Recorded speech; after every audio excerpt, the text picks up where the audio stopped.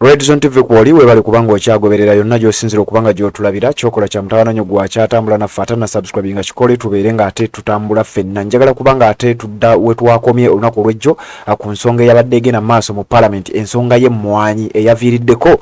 embeera y'okuyisiŋŋanya ebigambo wakati mu Parliament ng'ababaka abamu bagamba ekitongole kino ekya UCDA ekimanyiddwa nga Uganda Coffee Development Authority kisigalawo ate nga bangi naddala abakolera ekibiina ekya NRM abakolera General Yoweri Kaguta Museveni bo bagamba ffe twafunye ekiragiro okuva wa Museveni oba bituyamba oba tebituyamba ffe Museveni yatugambye ekitongole kino kibeere nga kivaawo kati wuliriza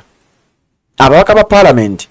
abali ku ludda oluvuganya be babadde bakyayimiriddeko ku nsonga y'okulaba nga ekitongole kino bakirwanirira kisigalewo wabula ababaka abava mu kibiina ekya NRM abasinga obungi bo nga bali mugamba ekitongole kino kibeere nga kivaawo ensonga y'emmwanyi bannayuganda basinga tebannaba kutegeera nsonga ziri ku kitongole kino ekya UCDA ekitongole kino ngenda kuwa ebyafaayo byakyo ebitonotono wabula ng'egimu ku migaso gyakyo kuyambako abalimi b'emmwanyi okubeera nga bafuna akatale ak'emmwanyi akatuufu okubeera nga bafuna ebbeeyi eyaddala ey'emmwanyi nga bw'olaba bw'oba otegeera ku nsonga z'emmwanyi season ewedde oba myaka nga gumu ebiri egiyise emmwanyi ebadde ya bbeeyi nnyo era abalimi b'emmwanyi bangi bafunyeemu ku kasente ak'enjawulo nga kasukkakokko kwako ke bazze nga bafuna mu nsonga ez'okulima emmwanyi wabula bino byonna bibadde bigenda maaso oba bisobodde okubeerawo nga bayambibwako ekitongole kino ekimanyiddwa nga UCDA Uganda Coffee Development Authority ekitongole kino nga kikola butaweera okulaba nga abalimi b'emmwanyi bafunamu era nga kirondoola omutindo gw'emmwanyi kinoonya obutale bw'emmwanyi kirwanirira abalimi b'emmwanyi ekitongole kino kyatandikawo mwaka gwali gwa 1991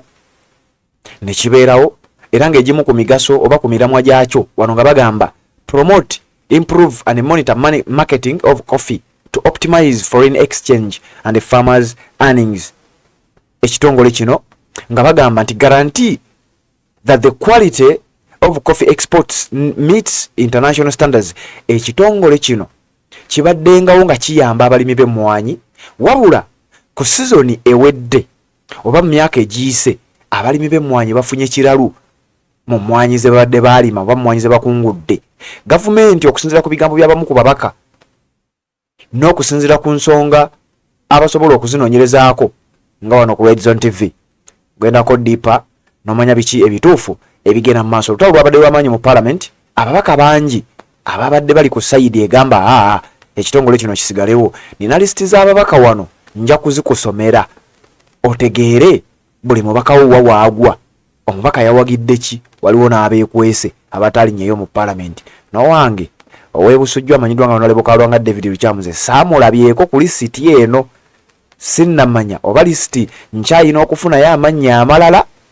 oba ali omu ku batalinnyeeyo ekyo tujja kukiraba mukutu gwa Red Zone TV gwe webale kubanga okyagoberera naye njagala kuwa bigambo bya Honorable Lutamaguzi Semakula ng'ayina akalowoozo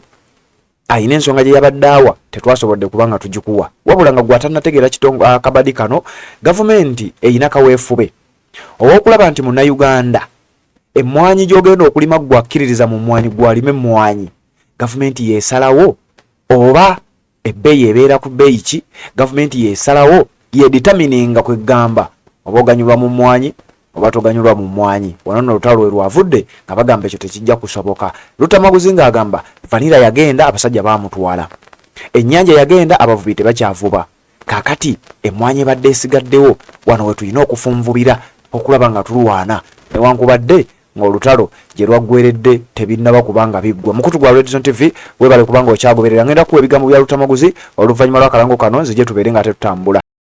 Assalamu alaikum wa rahmatullahi wa barakatuh. Amanya n'eddoboozi Aji Abudu omusomi w'eddwa nkola ku nsonga ez'enjawulo emirimu nga gikutukataganyeeko ebyenfuna byo nga bidobonkanye n'oba oli bweru wa ggwanga emirimu gya kucankalanako jangu kusomere ku ddwa okuvudda nedda eddwa zaabaawo eddwa zisomibwa omuntu n'oterezebwa mu mbeera yonna ebadde ekusibyeko akanyaaga nina ekyoto kyensobola okukumira wadde oli bweru wa ggwanga nga toli kumpi wano n'ofuna omukisa ogwo nawe n'osomerwako ku ddwa nga nkuteddeko n'akabaani Allah ajja kusaasira ajja kwanukula kuba ku namba yange y'essimu 0752 44 71 56 ne ku WhatsApp kwendi mpereza obubaka sobole okuyamba. Assalamu alaikum wa rahmatullahi wa barakatuh. wano tewali lusaago wakati w'okwawulawo abalya mu nsi olukwe n'abali ku mulamwa. Era tumaze okuteekayo sinikya zaffe n'emikono gyaffe bagenda kutuyita linnya ku linnya kubanga tubadde mmwanyi tukyasigaza we tugireka n'egenda. Jjukira pulogulaamu y'abasajja bano tukumira mu bwavu. Ennyanja zaagenda zonna baazigobako abantu, vanira yagenda, abantu baffe abalinga babeera mu byalo bonna bafuuse mu mboze. So tukyayimiriddewo ku mulamwa tugamba tewali kukwata ku mmwanyi kubanga reasons zonna minisita z'abaddawa nga teziri justifiable okugjawo ekitongole naffe netuwayo ensonga zaffe. Era tukulika tumugambye nti mulundi guli okwatogikwata kwaliwo abalebevulebevu naye ku mulundi gwe tuli very strong nga twagala okwawulawo ababaka ba palamenti abeerimbalimba mu byalo eyo tulina abantu baffe abalimu emmwanyi n'abateerimbalimba. Ensonga lwaki tugambye esipika tugenda goyinga by vote ombikendwe kamabuti misana tukutuku ogambe ayi oba ogambe no awatali ebyo byakwekwekakwekera kyerabano ekijalo lukyaliwo kyetugenda kussa mukono kubanga amasimu ga pulezidenti Museveni obwedda gavuga. Twasoose mugundi mu kakiiko ka infrastructure era pulezidenti adairekitinga tujjawo ekitongole kya yula ngaadairekitinga tujjawo ekitongole kya road fund netugamba nti tetugende tujjawo yumula road fund tugirekewo era nadairekitinga bababaka muno tulina okuyigyawo byonna netugende ntukula minority board yaffe era naye egenda kujja kati olutalo lukyagenda maaso tugenda kukoma ku mmwanyi yokka ne waliwo n'ebitongole ebirala ebijja naye ku kino ekyemanyi kinsanyusijja nnyo kakati waliwo abantu bebategeerera waliwo abaka ba palamenti mwana waffe bebategeerera mubula omusajja mukulu omulabanga ategeere naye ng'alindaku bamulagira ekyokola. Abalonzi be bamugambye nti emmwanyi kye tukyalinawo ng'akaguwa kaffe bw'okakwatako tuba tugenze kuba bano abasajja bw'otunuulirako tubadde tugaba ssente mu palamenti zigenda kuba individuals. Oli ajjeeyo omukodowe wa Museveni nga sipiika amuvuguba muyisi lwaki oyogera ku muntu ani nyini kampuni eyo gye twawa ssente nga palamenti. Kakati bwe tutuisa etteeka lino ne tugiteeka minisitule ya agriculture bye tuyita okustimulayininga tugenda kubanga emmwanyi yaffe tugikuriyetingidde monopole nga bantu be basalawo akatale be basalawo mekaze tunafulumya be banasalawo okutufootola. Ensonga lwaki ffenna tugamba mu budde buno terikuddaka ne wetunawuka wano ku ssaawa mwenda ogw'ekiro omwezi gwaka waakiri tuveewo naye nga buli omu ategedde sitandi ya buli mubaka wa palamenti. Musuubira mulinayo kusuubira okuwangula oba muli batini? Ofcourse omusomesa wange yansomesa nti the word impossible only exists in the mind of a fool. Ffe tukiwali eri tumanyi tulina okuwangula ate ene kosi baletewo obubadibadi bwe babadde bagezaako okuteekawo naye nga naffe tutaddewo embeera don't take us for right. We are not here to legislate for one person ng'abamu we bajja mbubaze wano okukolera amateeka gasanyusa Museveni ng'omu n'omusajja omukulu n'omukazi omukulu n'omuyambi Museveni amudairekitinga tuzze kukola mateeka gasanyusa bannayuganda because ne speaker wa palamenti we yali alayira ku kitanja kye yagamba nti this is the people's parliament.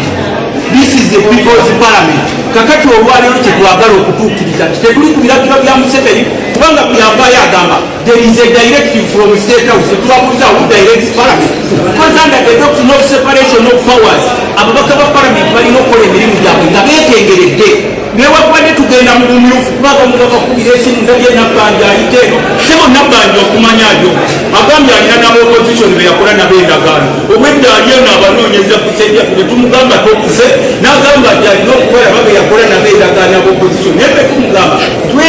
era bwotalabawo wano mu kulonda ng'omanya atidde lwaki bwotalabawo wano ng'omanya bebe yakola nabo endagaano naye fe tumugambye we are not standing in for Museveni as an individual.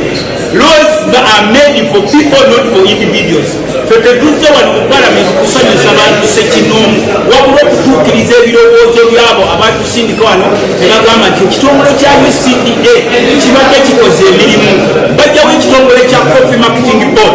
ne bajjawo cooperatives katugenza okukiraba nga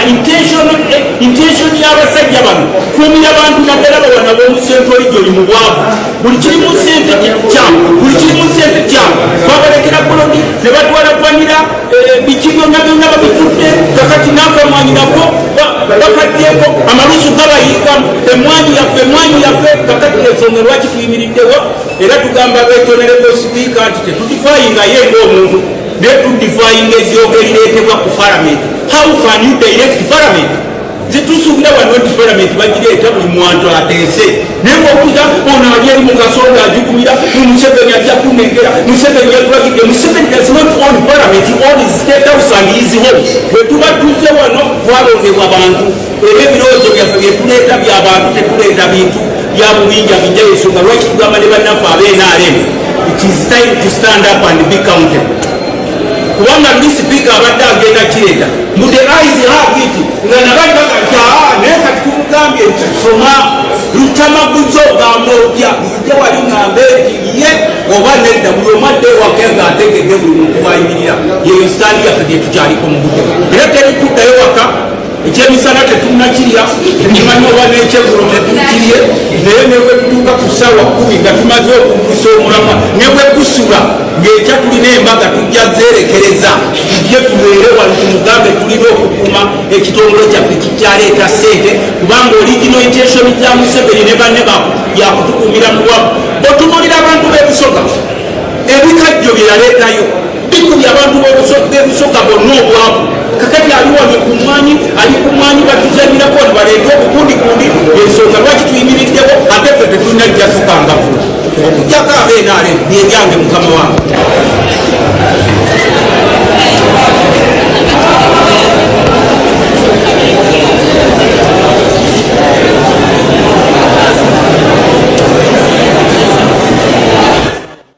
Assalamu alaikum warahmatullahi wabarakatuh. Amanya n'eddoboozi Haji Abudu omusomi w'eddwa. Nkola ku nsonga ez'enjawulo emirimu nga gikutukaganyeeko ebyenfuna byo nga bidobonkanye ne oba oli bweru wa ggwanga emirimu gya kucankalanako jangu kusomere ku ddwa okubeda nedda eddwa zaabaawo eddwa zisomibwa omuntu n'oterezebwa mu mbeera yonna ebadde ekwesibyeko ekusibyeko akanyaaga. Nina ekyoto kyensobola okukumira wadde oli bweru wa ggwanga nga toli kumpi wano n'ofuna omukisa ogwo nawe n'osomerwako ku ddwa nga nkuteddeko n'akabaani Allah ajja kusaasira ajja kwanukula. Kuba ku namba yange y'essimu 0752